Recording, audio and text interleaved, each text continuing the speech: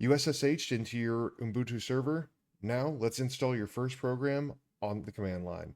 I'll show you what app update actually does and how to install htop and how to remove it when you're done.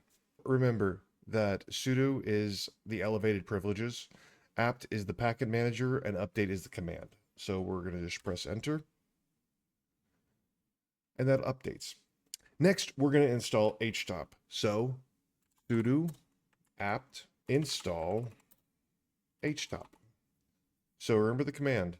Sudo is the elevated privileges, apt is the packet manager, install is the command right here, and htop is the program. Press enter, and it's installed. Now to actually go to the program, you're just going to type in htop, press enter, and you have all your resources right there. It's a nice visual way to see it. So to exit, you're going to press Control C. To remove htop, we're going to sudo apt remove htop. And then this one, the command is the remove command. So we're going to press enter. We're going to press Y. Yes, we want this done.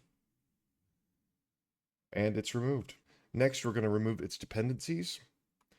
So sudo, I can't type today, guys. I'm sorry. Apt auto remove. That's just what the command. And it removes all unneeded dependencies.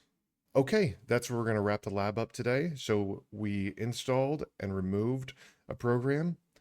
Tomorrow, we're going to be focusing on files and file permissions. So follow for more.